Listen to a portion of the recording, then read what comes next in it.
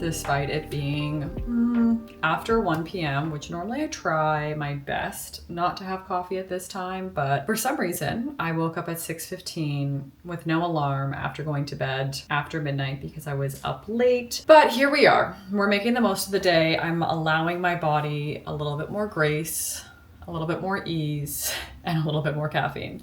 So I'm gonna make a coffee, and I'm in this phase of life about relearning and slowing down. I have never really slowed down as an adult or just in general in my whole life. I've always been doing kind of the most. So I'm having a few slow-mo days is how I'm putting it. Like, I am simplifying my to-do list. I am making things a little bit more digestible, a little bit more rich, dare I say. I'm trying to live a rich life, and not rich in the way that it's like financially rich. I mean, that I'm not gonna be mad if that happens too, but just like rich in terms of soaking up the moment, the ease, and like being present, like rich in enjoyment in this life that I get to live. I think I've really focused on perspective and how you can truly look at the glass half full or glass half empty.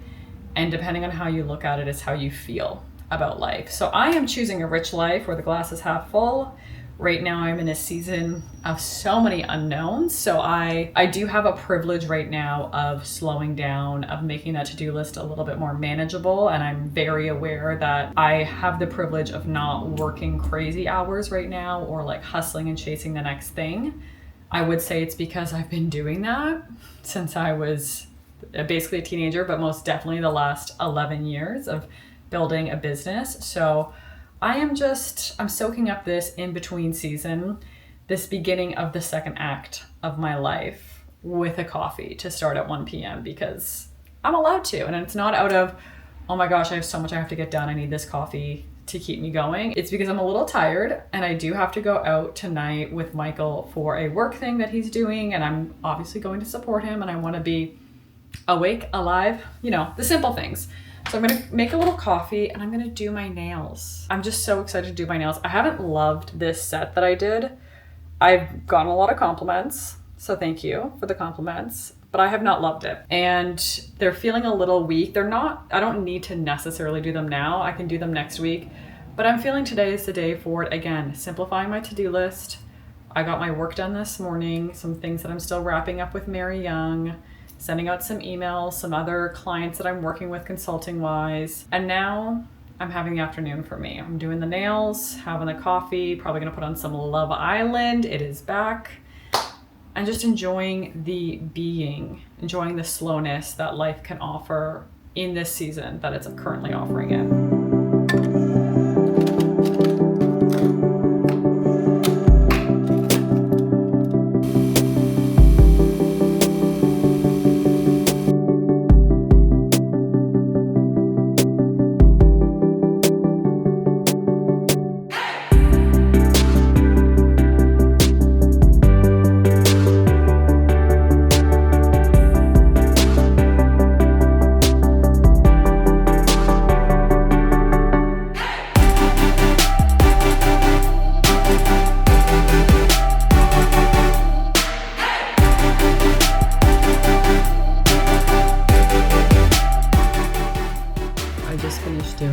Builder gel, so at least they have some strength to them so I can do some other things. I'm in need of a snack, I'm gonna be honest with you. Just sometimes sitting there just makes me hungry. I wish like if you went and got your nails done, it would be nice to be able to have a snack, and that I guess is a perk of doing your own nails, is I can like stop and have a snack. Have my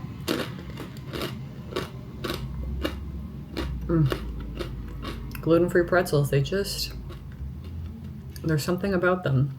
No egg, no dairy, no soy. Great taste. Literally says that on the bag. But while I was doing my nails, I got a call from a restaurant that I had a reservation for tomorrow night. That very unfortunately, the reso is canceled and there is a curfew in effect right now. So where we were hoping to go have our anniversary, our 4-year wedding anniversary for dinner, unfortunately, is in the area of the curfew. So we will not be going for dinner. where we had planned for our 4-year anniversary, which we do really want to celebrate. We weren't able to celebrate on the day because work has been very crazy for Michael, and just with everything going on in LA, we wanted to be aware of when we could do it and make it more of a enjoyable experience rather than something that may feel stressful or rushed. And so we had picked out a reservation and picked out this restaurant that we both have been waiting to go to and wanting to try, and it's like a splurge and a treat. And I understand obviously why it's not happening, and I actually just feel so bad for a lot of these restaurants and businesses that are losing out on business because of the curfew, and my reservation being canceled is not at the top of that list. We are trying to figure out another plan. So while I'm having my snack, I'm going to think of some other options of where we could go and see if there's any resos available last minute for a Friday in LA, which is always tough, but I feel like right now is extra tough. And the goal is that we can still celebrate, because 4 years being married, I'm going to be honest with you, is amazing. It's amazing. It's work, it's commitment, it's choosing each other over and over. It is loving each other, reminding yourself and reminding each other you're on the same team. There is a lot that goes into being in a relationship in general, but I do find that marriage, for us, it got so much deeper and so much more intertwined. Like, our lives became so intertwined when we got married. Obviously they were before, but I definitely believe that marriage deepens a lot of relationships. It's a level of commitment that takes it to a different place. So I do want to celebrate 4 years of being married, because I don't know where 4 years has gone. It like flew by so fast. It's kind of crazy. But since I'm having a snack, I should also season our steak that I'm going to have for dinner that we're hoping to squeeze in before we have to go to this work event. So I'm going to season the steak, have a snack, brainstorm, remind myself that being able to celebrate our marriage is such a joy, such a privilege, something I'm so grateful for. And if we can't go out and celebrate it, we'll find a way. But the goal is to find a restaurant to go and celebrate each other. It's just necessary to celebrate right now.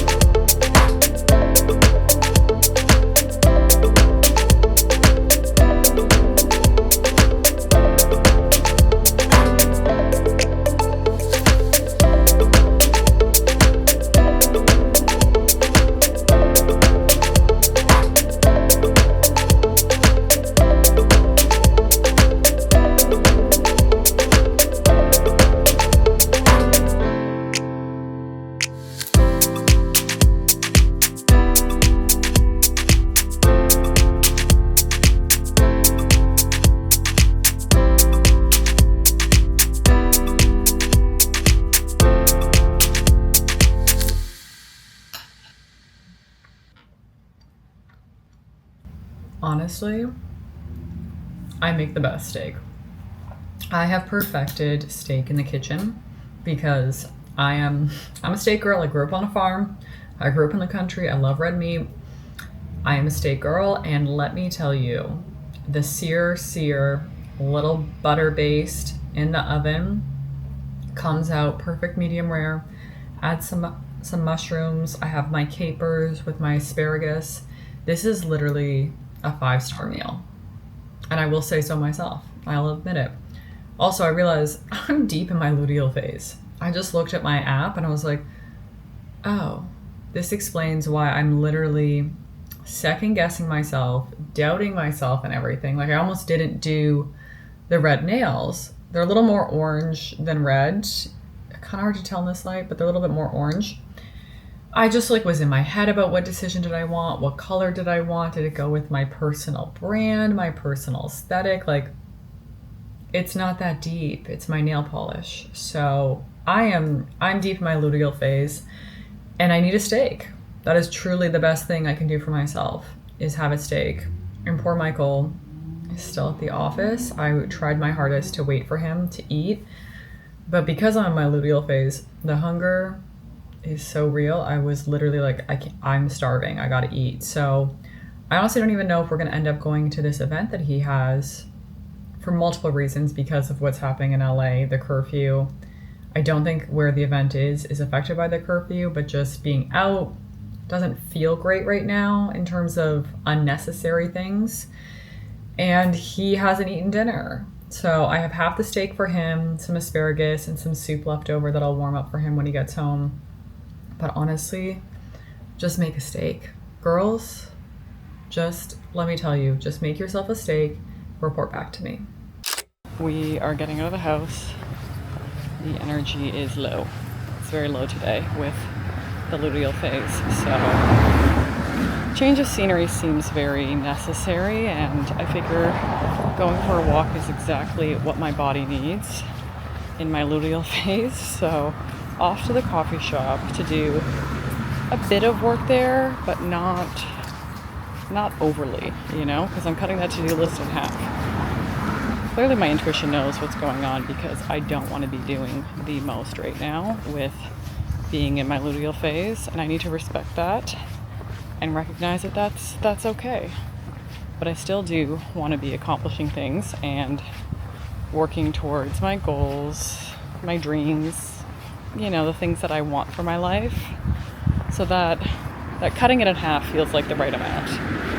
A little bit of this, a little bit of that, and a coffee, change of scenery. I think it'll go a long way.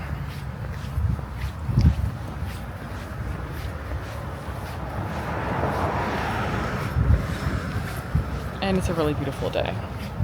So I get my movement in and I get to enjoy outside.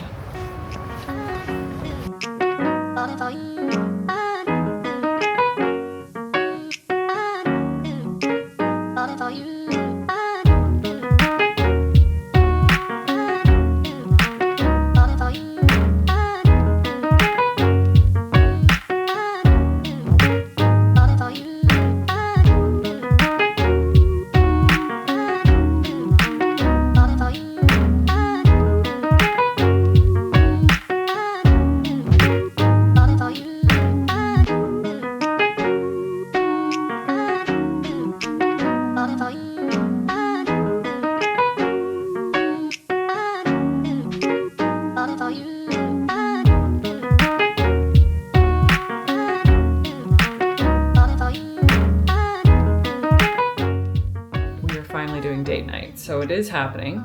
We found an alternative for where we're going. I'm getting ready, and let me tell you, looking good in your luteal phase is just not easy. Everything I put on I hate. I don't really love what I'm wearing. I don't think my makeup looks great, but I know that is the hormones. That is not necessarily me. Michael has been giving me a pep talk, and I know when I look back at this, I'm gonna think, girl, you were crazy. So we're going to embrace it. We're going out for dinner. We're celebrating 4 years married, which is just so special. I am putting on my lips. I'm doing Makeup Forever in Forever Walnut liner, and then my classic, my favorite, the Merit lipstick in Baby. I just think it's a good little combo. So let's see. Oh shit. No, you know what? I'm gonna have to actually use a mirror. I can't do this here. Not tonight. Okay, that doesn't look too bad. Fill it in a little, and then the lipstick. This is just such a good classic lip color. It's like a little 90s without being overly 90s. I'll dab it off, but Goes with the popped eyes. You know, we got the red nails as the color. We are going to carry my beautiful baby. This is the bag of the night. I think I'm gonna actually take this long strap off. I think I just want to keep it pretty minimal and clean. I'm also watching the basketball game while I'm getting ready. I'm going to miss the end of it, unfortunately, because we do have to go like very soon. So trying to get in the last few seconds of the game before I have to just refresh it in the car because I gotta know who's winning basketball. It is a reality. Okay, so this is the bag of choice, my little Pauline bag that Michael got me. I'm wearing a Oakenford shirt, a thrifted Simkai skirt, and then my little thrifted mules. Look at these cuties. Like, come on, look at that. Look at these babes. Great accessories. The stitching matches the bag. And because I'm 5'2", this nice long toe makes me like almost look 5'6" in a way. So here's the look. You can't really see the shoes, but this is the look. Do I love it? Not 100%, but I don't hate it. And I do think it is still really cute. So I'm just embracing it. I'm embracing the look. I'm embracing the fact that we get to go out and celebrate. And that's really, honestly, all that matters. And I think I'm gonna bring sparkling water for the car because I'm still thirsty. And I just want some sparkling water before we get to dinner. I don't wanna be drinking flat water. It's just, at this time of night, it's sparkling water only.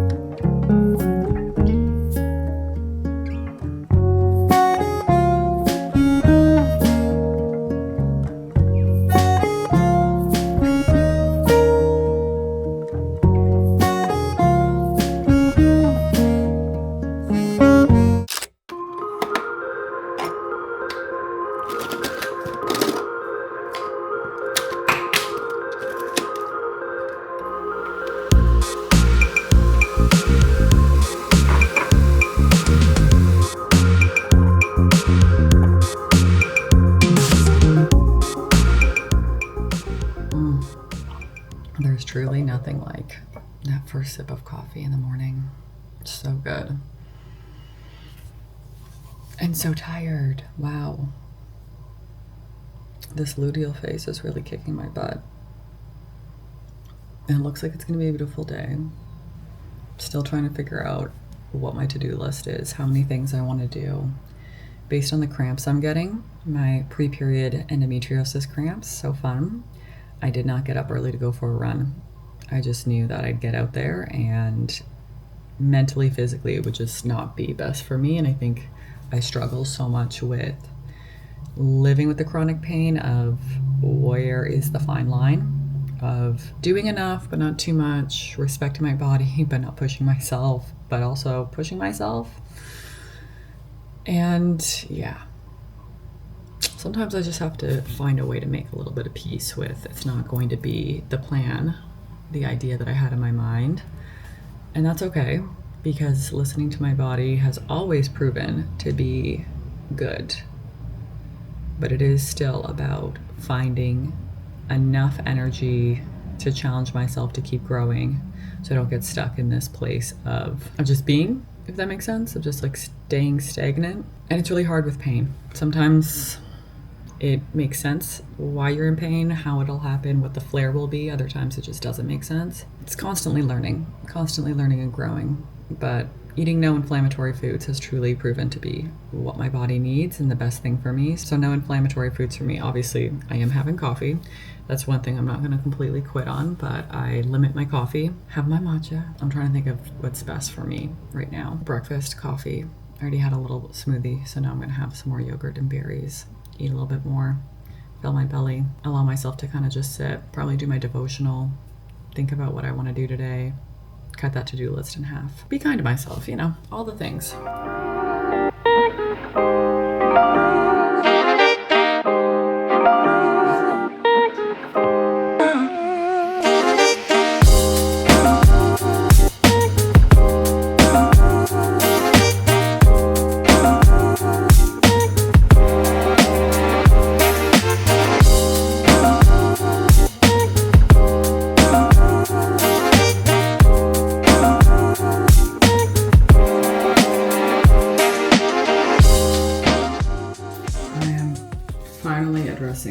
groceries. I know we had talked about, do I dye my hair? Do I dye the grays? What do we do? What are we doing? And to be honest, I've just had enough of it. I don't know if it's the luteal phase, but it's kicked in that I just said no more. So I use the DP Hue. I've been using this. You guys know this. I've used this before, but this is a new color. So we'll see. It is in cool medium brown. So I think it's similar. It'll hopefully be a similar color to what I had done at the salon earlier this year, which was also a demi-permanent. This is demi-permanent. This is not like going to be forever. So truly after a few washes, probably like in a month or two, it'll be gone, but it's a darker color, a little bit richer is what I'm hoping for. And we'll see how it goes. So I just filled it all. I think it's ready to sit and set. I don't think I'm gonna leave it in for how long I usually do when I did the like auburn reddish tint. I think I'm gonna leave this for a little bit less time, but I think it's good. I can't tell if my neck has any spots on it, so I'll just rub it up. My hair dye towel that I'm ruining, but c'est la vie. You gotta have something for all the mess when you're a creative person. I've been reading 2 books, 2 things that I've been reading. The 2 books that I've been reading, one is a kind of like motivational book. The other one is my new devotional. The devotional that I got is from my friend Dorcas, which having friends that like support your spiritual growth is just so amazing. It's like not only do they love you as a person, but they also love you enough that they want you to grow deeper, to understand yourself better, to grow in your relationship with God or the universe, however you may see it. And they're a part of that journey. Like that is such a deep bond with someone. And so when Dorcas said that she wanted to send me this lovely devotional, I obviously was super touched. And it is like speaking to my soul, truly to a point that I'm like, okay, did I write this in some way? Like, is this a bit of my inner monologue? I'm not sure. It's called The Threshold, and it's about being on the threshold between like 2 different things, like standing at the threshold of a doorway, of like leaving one room and going into the next, obviously very metaphorically speaking, but looking at the Bible, all the different passages of that. And one thing that really stood out to me as I was reading today's devotional is being in the messy middle. Word for word, the devotional said, being in the messy middle. And I have been saying that for so long. I have put it into some recent vlogs, but I've been saying that to Michael for so long because that's really where I feel like I am at this, second act of my life is currently the messy middle as I'm entering the second act, as I'm on the threshold of entering my second act. And another part of this devotional today was about when you seek Him, when you seek God, He will provide clarity. And I have been asking for clarity time and time again. If you caught the vlog, the little video diary about entering my second act diary, you know that I love a plan. I love to work a plan, and I have no plan. I have like a direction. I have a sense. I have a sense of where I'm going, but I don't have like a step-by-step plan. I don't have the vision. I don't have the clarity. I don't have the clarity that I want to have. And so reading this today, feeling like it literally is written for me as I am in this threshold, as I'm in this season of entering my second act, just feels so affirming. Like God's really like, yeah, girl, I got you. You know that. And I do know God's got me. I've been through so much worse in my life. I've been through so many really deep, heavy hardships that I'm like, of course God's got me. He's had me. He's had me on the darkest days of my absolute life. So I know He's got me. But reading this really has just given me like a reminder and a sense of peace that I am in the threshold, and it's okay if I don't know what the other room that I'm entering is or what it has. And I just need to keep looking to Him for guidance, for clarity. And like I've been saying, let go, let God. So your girl's gonna keep letting go, as hard as it is. And I think that's a big part of why I've been trying to cut my to-do list in half, is I'm trying to just be and exist. And I think God speaks to you when you are doing less. It's like when you're busying yourself, you don't hear any intuition hits, any voice, any guidance, because you're just busying yourself. So clearly everything is aligning for the reason of doing less. And it just aligns with being in my luteal phase. I think I'm literally about to get my period. So I'm just like, I'm on the precipice of that as well. So we're in the thresholds. We're walking the threshold. But I'm gonna let this bake. We're gonna see. I'm probably gonna have to blow dry it to like really see. So we'll see if it A, covers the grays, and B, is a color that I like. If I like cool medium brown, I don't know. Do I like a cool tone? We're gonna find out. We're gonna find out if I even like any of this. I do love DPQ. I do love their product. So we'll see what happens.